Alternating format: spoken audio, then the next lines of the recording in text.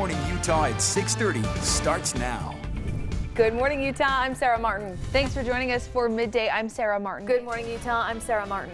And I'm Brian Carlson. The time, 6:30 on this Wednesday. We have breaking news for you out of Davis County. Crews are battling a fire. Take a look at this shot from our UDOT camera on Legacy Parkway. This is about 250 north in Farmington, so a view of West Farmington. We're also still feeling small tremors and aftershocks here, so it's really important that you from home are being safe. Stay near door frames. If you can get to safe areas of your home, aftershocks can sometimes be even stronger than the initial earthquake. Brian, what we know right now, there's an active manhunt underway for somebody in a neighborhood on foot.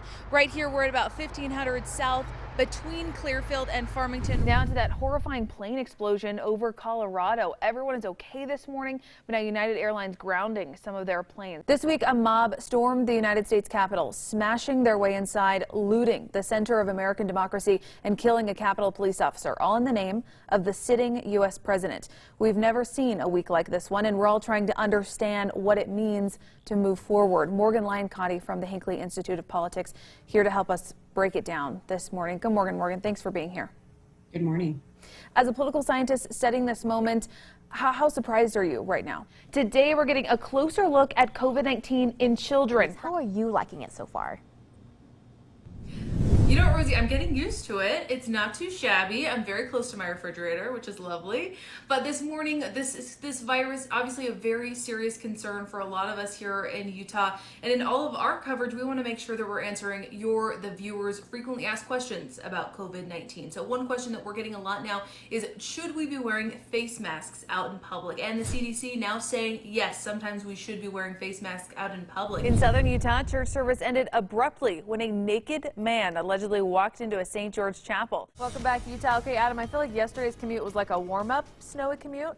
Sure, I mean, today we're really getting it. I love that our legal system is being used in this way. Yeah. It makes me so happy. If you haven't read the bill, I recommend it. Looks like it's going to make for a fun afternoon for kids. Lots of great skiing if we can get through this morning commute. That like 7 minutes of terror. oh yeah. I'm terrified for them. I'm not involved. Terrified for them. It's just so important for moms to know that anxiety and depression around pregnancy, treatable, in a lot of cases preventable. Joining me this morning to talk about how, Brooke Dorff, a specialist with Maternal Mental Health Utah. Brooke, thanks so much for being here. Yeah, thank you. I really appreciate it. Yeah. So I am about 9 months pregnant myself. I have found your guys' resources during my pregnancy, and just an incredible amount of content you guys have created for Utah moms. Thank you. The national budget is a concept we're familiar with. We've lived through a number of government shutdowns in the last 10 years. But what would it really mean for you if Congress refuses to raise the debt limit? That limit is set by Congress. It gives the Treasury the ability to pay for items Congress has already approved, but taxes don't cover. Treasury Secretary Janet Yellen has set that October 18th deadline. She says the financial implications could be disastrous. With me this morning to help us understand the debt limit debate, Phil Dean, a public finance senior research fellow at the University of Utah. Thanks so much for being here with us. Good morning. Can we start with those implications? What happens if we can't pay our debt? Yeah, it has never happened, so we don't know exactly what would happen. Can we talk about that timeline? So we have 4 states who are really kind of still counting. We're hoping to get more information today. What do you foresee as a reasonable timeline to know kind of a tentative winner? Well, it depends on a few things. Rhetoric from the president's side attempting to stop votes, even calling on the Supreme Court. What do you make of the president attempting to stop vote counting? It's not the words you'd expect to hear from someone who thinks they're going to win. Utah's housing market. Will the bubble burst? Are the prices here to stay? This morning, we begin our summer interview series on the Utah Housing Crunch. Interviews with the experts live every Monday through the rest of the summer. Today, we're starting with 2 realtors in the thick of the market right now. Before we jump into the questions, though, let's take a look at some of the latest numbers. These homes are going so fast. I mean, for a home that's already built, it's only on the market for about 6 days. What is it like for buyers to kind of find a builder that suits them in their timeline? What do you recommend for people as they're looking for a builder and looking for a lot that suits their needs? Because of the outages, the Salt Lake City School District had to cancel school for the 3rd day in a row, pushing their first day of online learning to Monday. ABC4's education correspondent Sarah Martin reports. Students were ready and waiting at 8 a.m. for their first day of 5th grade. Welcome to our official first day of school. Again. Ms. Robertson and Ms. Eggleston teach from Emerson Elementary. The power was out there too, but the internet worked.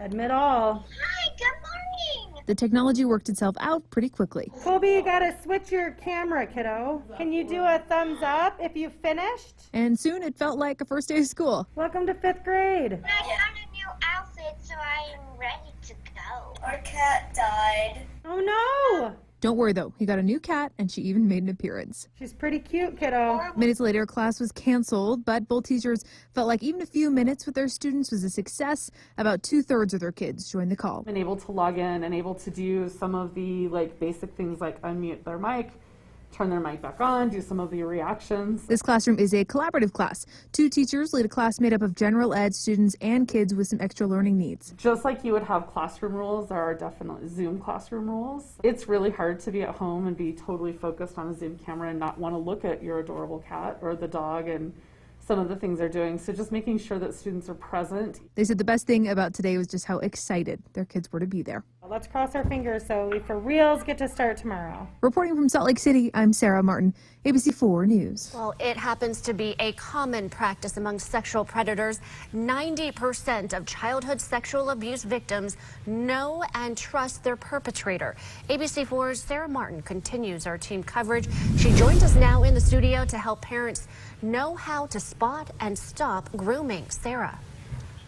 We never want to believe that the people we know and love are hurting our little ones.